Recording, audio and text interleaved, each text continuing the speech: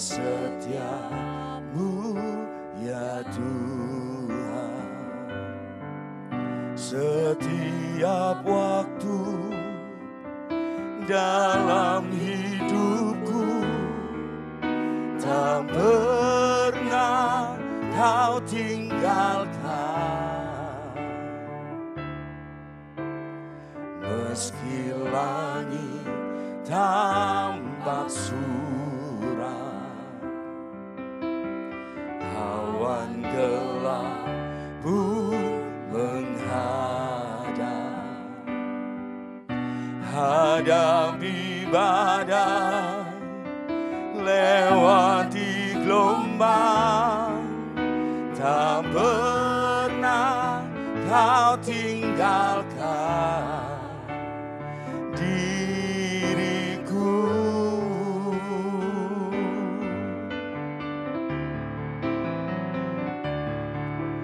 Walau 1000 rebah di sisiku,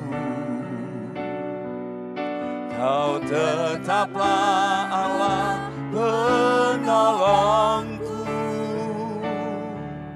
Walau 10.000 rebah di kananku, takkan ku goyah, sebab Yesus sertaku.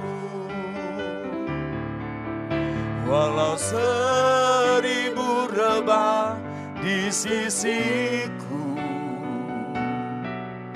Kau tetaplah Allah penolongku. Walau 10.000 rebah di kananku, takkan ku goyah, sebab Yesus sertaku. Takkan ku goyah, sebab Yesus sertaku. Takkan ku goyah, sebab Yesus sertaku.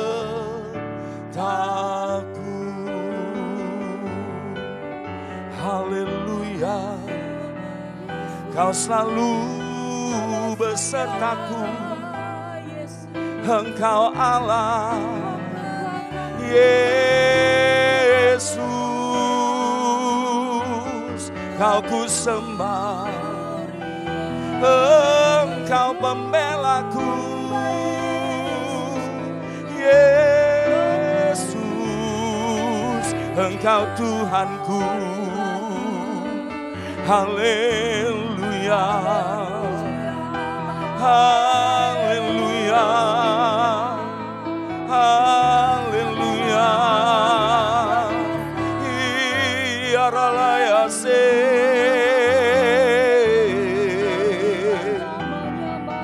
Yesus Tuhanku, Allah bersamaku. Haleluya, inaralayase, iyaralamayanamayase, irananayasanaramo, iralayasikanamu. Haleluya, haleluya, haleluya, haleluya, haleluya. Syananayanamo, iyaramayanmayase, iyaralalayasanamayanamayase. Engkau Allah yang selalu menopang hidup kami. Sikanaramayase, Engkau Allah yang selalu ada bagi kami. Yesus, Hiramayanayase, Kananayase, Yaramatakayanayase.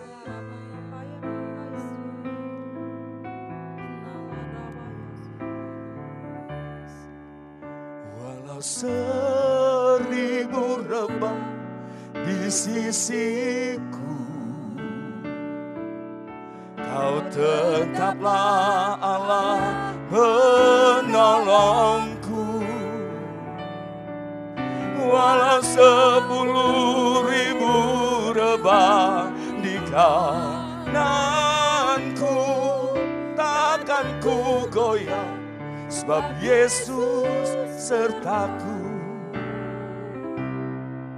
Takkan ku goyah, sebab Yesus sertaku. Takkan ku goyah, sebab Yesus sertaku.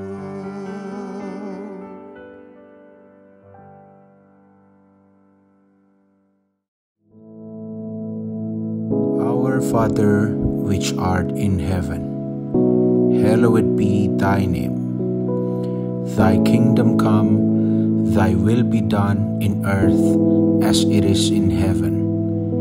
Give us this day our daily bread, and forgive us our debts, as we forgive our debtors. And lead us not into temptation, but deliver us from evil. For thine is the kingdom, and the power, and the glory, forever. Amen.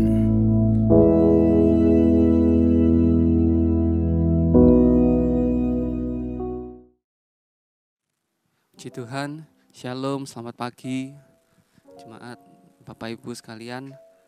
Dan pada pagi hari ini kita akan sama-sama merenungkan firman Tuhan. Kita akan sama-sama merenungkan bagaimana Tuhan itu memberikan ketenangan di dalam hidup kita, bagaimana pentingnya kita mempunyai ketenangan, damaian dari Tuhan. Nah, sesungguhnya ada banyak hal di dunia ini yang membuat kita nggak bisa merasa tenang dalam menjalani hidup. Pastikan ada namanya masalah, tekanan dalam hidup kita, bahkan tuntutan pekerjaan, ataupun pengaruh lingkungan, bahkan di dalam keluarga kita sendiri, ada hal-hal yang membuat kita nggak bisa merasakan ketenangan. Nah, kalau kita sendiri berusaha mencari ketenangan itu di luar Tuhan, sampai kapanpun dunia nggak akan bisa memberikan kita ketenangan. Dunia mungkin bisa memberikan ketenangan yang semu atau yang sesaat. Karena itu ketenangan yang abadi, ketenangan yang the real ketenangan itu kita dapatkan dari Tuhan. Nah, karena itu kita sebagai orang percaya, kita harus belajar bahwa seharusnya ketenangan di dalam diri kita, rasa tenang itu enggak ditentukan oleh situasi atau kejadian yang terjadi di sekitar kita. Sebab rasa tenang itu merupakan sebuah keputusan hati kita. Sedahsyat apapun badai gelombang yang menerpa kita, kita harus bisa membuat keputusan untuk kita tetap tenang. Nah, pertanyaannya, mengapa sih kita harus tenang? Yesaya 30 ayat 15 mengatakan, dengan bertobat dan tinggal diam kamu akan diselamatkan. Dalam tinggal tenang dan percaya terletak kekuatanmu. Jadi dikatakan dengan bertobat dan tinggal diam kamu akan diselamatkan. Dan dalam tinggal tenang dan percaya terletak kekuatanmu. Nah, apa kekuatan kita itu? 1 Petrus 4 ayat 7 menjawab dengan kesudahan segala sesuatu sudah dekat. Karena itu kuasailah dirimu dan jadilah tenang supaya kamu dapat berdoa. Jadi kalau akhir-akhir ini banyak yang mengusik ketenangan saudara, banyak yang menjadikan Anda menjadi seorang yang gak tenang, seorang yang kayak Anda seperti banyak kepikiran. Rasul Petrus menasehati kita supaya menguasai diri kita agar kita bisa tenang, supaya kita dapat berdoa. Jadi kekuatan kita sebagai orang Kristen yaitu di dalam doa kita. Kekuatan kita sebagai orang Kristen adalah saat kita mengandalkan Tuhan dan berserah sepenuhnya kepada Tuhan. Karena saat kita dalam kondisi yang tidak tenang atau kita dalam kondisi panik, gelisah, emosi, bahkan saat kita dalam kondisi marah, maka tentunya akan sulit untuk berdoa. Nah, saya teringat sebuah lagu berjudul Peace yang waktu Natal 2 tahun lalu dinyanyikan dalam Christmas Carol. Liriknya itu dari awal mengatakan seperti ini. Ketika pikiran kita seperti medan perang dan hati kita nih seperti diliputi ketakutan, bahkan kayak pengharapan kita itu seperti kapal yang hilang di tengah laut yang tidak tahu arah. Bahkan saat musuh itu berdiri di sekitar kita dan kita ini sepertinya ingin lari dan bersembunyi, tetapi ada bisikan dari Tuhan, bisikan lembut yang masuk ke dalam kita yang mengatakan bahwa kita harus tenang. Ketenangan kita yang akan memegang kita saat kita lemah.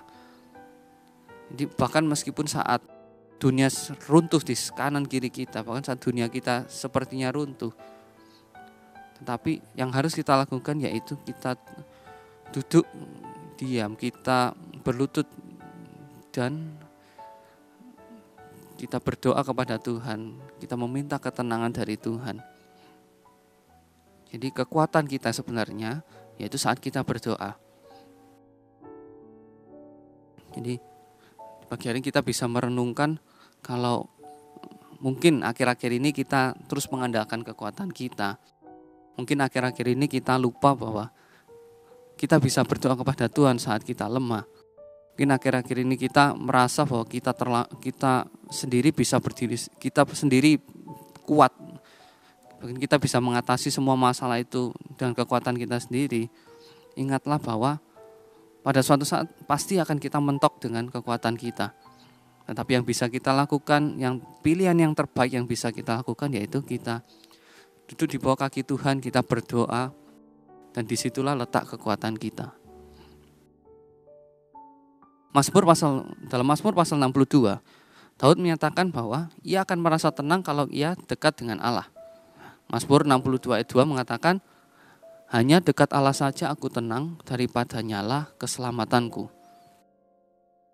Mazmur 62 ayat 6 juga mengatakan, hanya pada Allah saja kiranya aku tenang, sebab daripadanya lah harapanku. Jadi Daud pun menyadari bahwa ketenangan itu bisa dia dapatkan kalau dia dekat dengan Allah. Seperti Tuhan sudah menggambarkan Tuhan itu seperti pokok anggur dan kita adalah carang-carangnya. Kalau kita nggak melekat sama Tuhan, kalau kita nggak lekat dengan pokok anggur kita, maka saat ada badai menerpa, kita pasti akan diterbangkan oleh badai. Nah, jadi saat kita melekat kepada Tuhan, kita sadar bahwa kekuatan kita dari Tuhan, maka kita tahu bahwa Tuhan pasti akan memberikan ketenangan pada kita. Bukan kita menyadari bahwa saat kita menghadapi apapun dalam dunia ini, kita tahu Tuhan beserta kita. Selain itu, mengapa kita harus tenang? Amsal 14 ayat 30 mengatakan, hati yang tenang menyegarkan tubuh, tetapi iri hati membusukkan tulang. Jadi pada saat hati kita tenang, maka tubuh kita akan merasa seperti lebih segar. Kita bisa berpikir jernih. Sama seperti contohnya misalnya dalam berolahraga. Kalau kita olahraga yang body contact misalnya seperti sepak bola atau basket, saat kita terpancing emosi kita, maka pikiran kita nggak bisa memikirkan secara jernih. Kita akan diliputi emosi dan akan permainan itu seperti nggak terkontrol. Kita akan cenderung bermain kasar. Nah, jadi begitu pentingnya ketenangan di dalam hati kita. Itu dalam segala aspek kehidupan kita harus punya ketenangan di dalam diri kita. Nah, milikilah reaksi yang positif dalam menghadapi situasi yang kita hadapi. Bila sikap kita positif, maka hati kita dan pikiran kita juga akan dipenuhi oleh pikiran yang positif dengan rasa syukur. Jangan lupa bahwa hidup kita juga harus dipenuhi dengan rasa syukur kepada Tuhan. Seperti yang dikatakan Filipi 4 ayat 8. Jadi akhirnya saudara-saudara, semua yang benar, semua yang mulia, semua yang adil, semua yang suci, semua yang manis, semua yang sedap didengar, semua yang disebut kebajikan dan patut dipuji, pikirkanlah semuanya itu.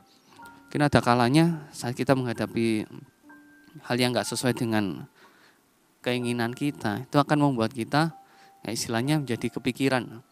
Kita memikirkan itu terus, bagaimana jalan keluarnya, bagaimana kalau saya nggak mempersiapkan ini dengan baik, bagaimana kalau ini nggak benar-benar nggak sesuai dengan ekspektasi saya. Nah, padahal Tuhan itu sudah menyatakan, pikirkanlah semuanya yang baik, semuanya yang benar, yang mulia, yang adil, dan lain-lain. Jadi berusaha kita berpikir bahwa Tuhan itu sudah memegang kendali kehidupan kita. Tenanglah, Tuhan yang memegang kehidupan Anda semua.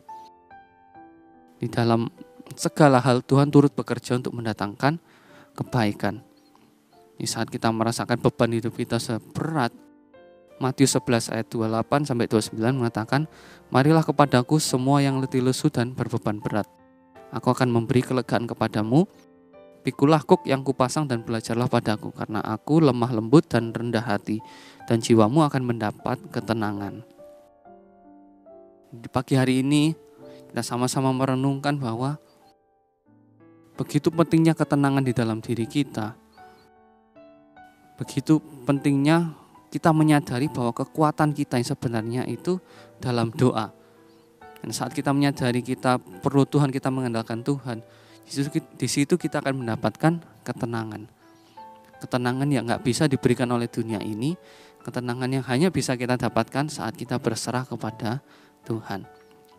Nah, biar renungan pada pagi hari ini mengingatkan kita bahwa kita harus selalu mengandalkan Tuhan, melekat dengan Tuhan, agar kita bisa memiliki ketenangan yang dari Tuhan. Mari kita berdoa. Kasih Bapa, kami bersyukur untuk renungan pada pagi hari ini. Dan biar firman-Mu pada pagi hari ini mengingatkan kami untuk kami terus mengandalkan Engkau Bapa, kami melekat dengan-Mu. Karena kami tahu bahwa kami gak bisa hidup tanpa Engkau Bapa. Bahwa kami harus melekat dengan-Mu, bahwa kami harus selalu mengandalkan Engkau Bapa dalam kehidupan kami. Karena Engkau yang memegang kehidupan kami. Terima kasih Bapa, terima kasih. Biar apapun yang kami kerjakan sepanjang hari ini, Engkau membuatnya berhasil untuk kemuliaan nama-Mu. Dan Engkau memberikan kesehatan pada kami bisa menjalani aktivitas kami dengan baik Bapa. Terima kasih Bapa. Terima kasih, di dalam nama Tuhan Yesus kami berdoa, amin. Selamat pagi dan Tuhan Yesus memberkati.